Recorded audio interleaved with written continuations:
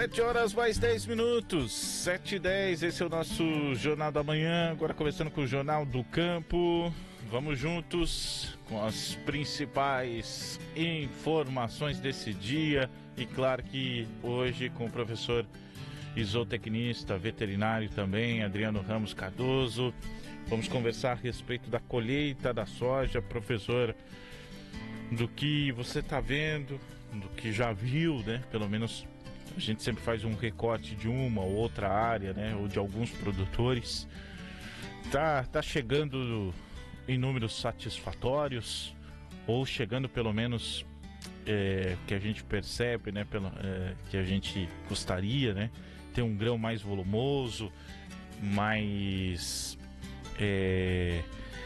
com mais peso, né? Com mais qualidade, que também outro desafio, né? Em outros momentos a gente teve até uma planta bem recheada, mas não deu aquilo que se imaginava, né? Como que você está avaliando essa safra 2024-2025 de soja? Bom dia a todos.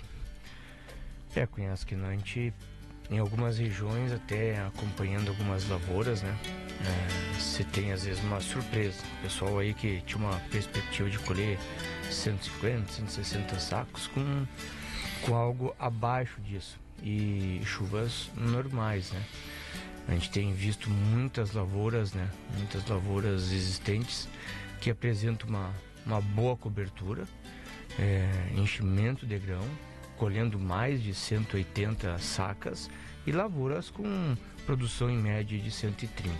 E são áreas que de alto investimento na parte de adubação, mas que a semente, o vigor dela não foi aquilo esperado desde o momento da arrancada.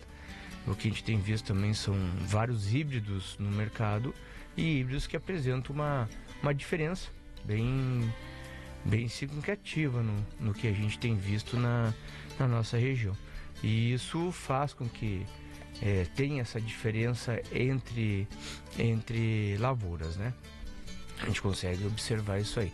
Mas que os que plantaram bem no início, sofreram um pouquinho com a seca, mas com a produção média aí de 130 a 150. Aqueles que plantaram aí com uma diferença de 15 dias com a produção acima de 150. E agora a gente vai esperar, devido a essa seca que nós tivemos aí desses intervalos de quase 2 semanas, como estará a colheita dessas lavouras a partir desse momento, né? Então precisaria ter tido mais umas 2 chuvas, 3 chuvas, para que essa soja as últimas serem plantadas tivesse tido uma produtividade média superior à que está sendo colhida em algumas áreas nesse momento. A média esperada para a nossa região sempre foi um cálculo em torno de 150, 160 sacas. Creio que não vamos ter essa média, mas ainda está um preço atrativo, e assim como também está um preço, uma quantidade de volume para a colheita. Seria um preço melhor ainda se nós tivéssemos aí pelo menos uns R$30 a mais por saca. Sim, aí sim nós estaríamos com uma condição melhor para o produtor e uma produtividade um pouquinho acima do esperado. Mas vamos esperar até... nós não chegamos nem na metade da colheita da soja nesse momento, e vamos ver quais são os próximos capítulos dessa produtividade. Em São Miguel sempre mais antecipado que as outras regiões, né? Mas ainda, se tu andar aqui por própria São Miguel do Iguaçu, ainda tem muito soja verde, né? Então muita coisa para acontecer ainda. Professor, e você falou das chuvas, né? É engraçado, né? Como que cada região representa. Se a gente pegar propriamente dentro de São Miguel do Iguaçu, a gente vai ter situações alternadas, né?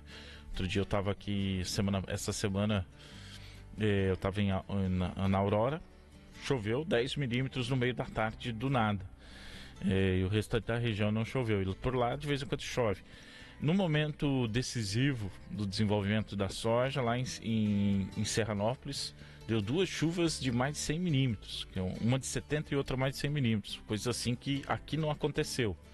Só que aqui, num momento também significativo, nós tivemos uma chuva importante, que não aconteceu para alguns produtores de Santa Terezinha de Itaipu, que está aqui próximo também. Então, sentiram um pouco o baque desse sentido, principalmente naquele começo da arrancada ali da lavoura. Então, esse vai ser um dos motivos, né, questão hídrica, que a gente vai ver essa diferença. Mas a tecnologia já chegou principalmente de genética, para atender esse produtor. O problema é que muitas vezes o produtor não consegue encontrar essa semente ideal para atender a região, e principalmente aí a gente pode acrescentar uma particularidade: quem é beira-lago, quem é beira-parque, né? Pois é, são regiões, não dá pra gente falar, minha área produziu mais de 190 sacas, a outra produziu 130, então é aquela questão que não tem assim um limitador, né? Não são investimentos às vezes à parte, que esse ano quem plantou mais no tarde esperava uma lavoura de melhor rentabilidade, porque no passado quem plantou mais no tarde colheu melhor do que plantou no cedo. Esse ano quem plantou mais no cedo provavelmente vai colher um pouco melhor do que o que plantou mais no tarde, em função dessa seca de 15 dias. Mas por que dessa diferença, né, dessa seca de 15 dias? Isso aí é uma relação que tu tem sobre os híbridos plantados. São híbridos que tu tem o hiper precoce, e ele, questão de 7 dias sem chuva, já interfere muito na produtividade. Enquanto com um híbrido mais tardio, ele não tem tanta interferência, né, mas afeta também, né, a questão hídrica. E além do que, existe hoje as transgenias e alguns fatores específicos que estão incluindo nessas variedades, que têm capacidade de ter uma resistência melhor do que outras. Porém, a falta de água é falta de água. E toda ela também tem a estruturação de solo, né? Se nós pensarmos um solo que tu nunca colocou uma cobertura de solo, é claro que esse solo não tem estruturação. Toda a água que vem, se vem 100 milímetros, dependendo dela, pouco se fica nesse meio. Nosso solo é extremamente argiloso. Agora, quem prepara, quem faz uma boa cobertura de inverno, tem uma estruturação de solo, já vem trabalhando nos últimos anos, a chance de dar errado é muito menor daquele que não prepara nada, né? Então, mas eu nunca coloquei nada e produziu a mesma coisa. Mas no decorrer dos anos que você vai perceber isso. É a mesma coisa que carro novo. Carro novo, ele não te dá problema nenhuma das marcas. Agora, do momento, a partir de uma quilometragem, ele começa a dar problema, e muitos problemas, né? Então, ali também, nós temos uma questão de nematóide que nós não tínhamos. A gente vê muitas áreas com nematóide. Muitas áreas. Doenças que nós não tínhamos, que hoje são extremamente resistentes. Que tem áreas que são mais afetadas que outras. Áreas que são mais afetadas por pragas, né? Produtos que você usa que muitas vezes não acabam sendo efetivos e naquele momento afetou a tua produção. Então tem vários itens de cada região que a gente tem que observar, ser afinado naquilo ali e resolver. Não adianta nada a gente pensar em fazer, porque cada empresa, com cada produto que tem no mercado, ele tem que ser eficaz. Se ele não for eficaz, a perda é do produtor, nunca é da empresa que está vendendo o insumo. A gente já tem no mercado, para fechar, professor, você lembrou muito bem, né? Às vezes o produtor investe muito numa cultivar de excelente qualidade, de um grande trabalho genético para atender aqui a nossa demanda, mas esquece desse detalhe. E é importante também citar que isso tem que ser pensado de médio a longo prazo, né? Uma cobertura de solo, né? Imediatamente o resultado é difícil de perceber, mas convenhamos, com esse calor, com essas temperaturas, com a força desse sol, o pouco de cobertura que a gente vê nas áreas que tem, você já vê uma descompactação de saída no solo. Isso significa que a médio prazo você vai ter uma lavoura excepcional, né? E existem hoje, a gente está preparando aí uma sequência de matérias na série AgroMais, falando vamos começar inclusive do dia de campo da genética das plantas, né? Quanto evoluiu. A gente vai mostrar mais uma vez que mas daí da perspectiva que já existem, como o seu Morgenstern está preparando aqui em Aurora, né?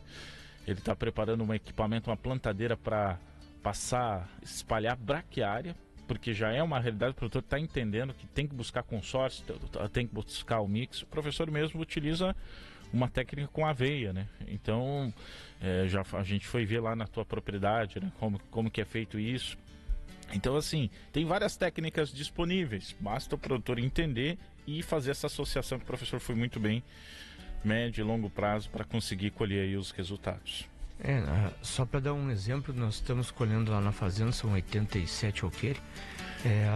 Os primeiros talão que a gente faz, os comparativos, tá dando, claro que tudo que a gente fez, mas dessas áreas de aveia, onde não tem aveia, a gente está colhendo e fazendo esse comparativo, tá dando em média 14 sacos a mais, né? Então isso se desse um saco a mais, já te pagava a aveia e vai estar trabalhando. Só que tem que fazer um trabalho muito bem feito por especialistas, porque já tive problema até com a braquiária.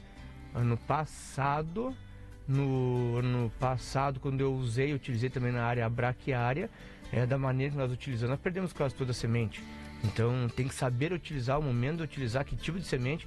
Tem vários tipos de semente de braquiária e tem algumas sementes que não dá aquele vigor e não vem da maneira que a gente gostaria, né? Então tem que se pensar muito bem de como fazer, porque às vezes é um investimento que a gente quer fazer, mas faz manejo mal feito e acaba se perdendo dinheiro de toda aquela área. Professor, muito obrigado. Um abraço a todos. Vamos indo colocando as colheitas nos próximos dias, vendo o que pode ser feito, dando essas dicas, né? De plantio de braquiária, plantio de aveia, como se fazer, né? Em que momento fazer, de que forma, para aproveitar o máximo possível, porque tudo que vem bem, né? Tudo que tu faz com amor e carinho e faça bem orientado, você tem bons resultados. Obrigado, professor Adriano Ramos Cardoso, também é médico, veterinário, zootecnista. Vamos juntos com o nosso Jornal da Manhã depois do intervalo. Olha só, gente, caiu, né? Caiu o Pix, sim, e também vamos falar sobre a Lar Cooperativa, que apresenta resultados de 2024 em plena Assembleia para Associados de São Miguel do Iguaçu. Jornal da Manhã tem oferecimento de Sicredi Vanguarda Nacional, a gigante dos móveis e Seguragro, confiança e proteção para sua lavoura. Você ouviu no Jornal da Manhã. Jornal no Campo. Oferecimento Nativa Agropecuária, Agroquim e FAG. Aqui no Sicredi a gente cuida muito bem do seu dinheiro e melhor ainda de você. A gente usa inteligência artificial, mas não abre mão da gentileza natural. Por isso, além de contar com cartões, seguros, consórcios, investimentos e muito mais, você tem um atendimento humano sempre próximo. Seja em nossas milhares de agências ou pelos canais oficiais como WhatsApp, aplicativo